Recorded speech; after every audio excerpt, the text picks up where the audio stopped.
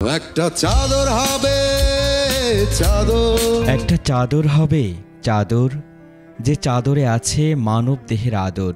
এমন সুরালো গলায় মানবের তরে যিনি গান গেয়ে সবার মন জয় করে নিয়েছিলেন, তিনি জেমস সুমন, যার কণ্ঠে ছিল আবেগ, স্মৃতি আর ভালোবাসার অনবদ্য সুর। জেমস সুমন নামে পরিচিত পেলেও তার প্রকৃত নাম ছিল গালিব আহসান মেহেদী।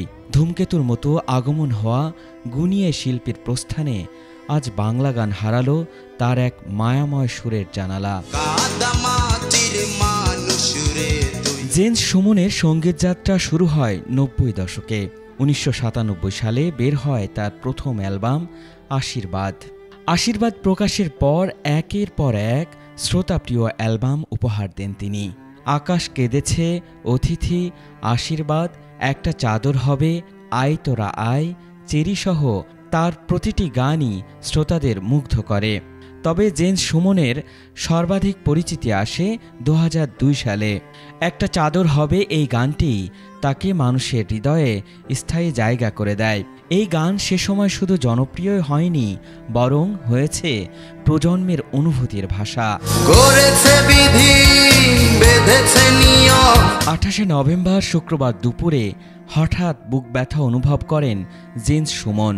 পরিবারের সদস্যরা তাকে দ্রুত জাতীয় হৃদরোগ ইনস্টিটিউটে ভর্তি করেন, আর সেখানেই মাত্র ৫৪ বছর বয়সে হৃদরোগে আক্রান্ত হয়ে শেষ নিঃশ্বাস ত্যাগ করেন জনপ্রিয় এই কণ্ঠশিল্পী।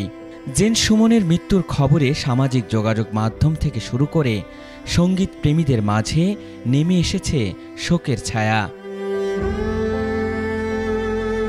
জেমস সুমনের প্রতিটি গানেই ছিল তার নিজস্ব ব্যথা, অনুভব এবং শান্ত সুরেলা কণ্ঠ। ২০০৮ সালের পর কিছুটা বিরতি নিয়েছিলেন সুমন। তারপর আবারও ফিরে আসেন ২০২৪ সালে নতুন গান আসমান জমিন নিয়ে। ভক্তরা তাকে আগের মতোই ভালোবেসে গ্রহণ করেছিলেন, তবে তার প্রয়াণে যেন আবারও ব্যথিত হলেন সঙ্গীত প্রেমীরা। জেমস সুমনের মৃত্যুতে সঙ্গীত জগতে যে শূন্যতা তৈরি হলো তা সহজে পূরণ হবে না। তার প্রতি রইল গভীর শ্রদ্ধা ও ভালোবাসা। তুমি যাও চলে, চলে যাও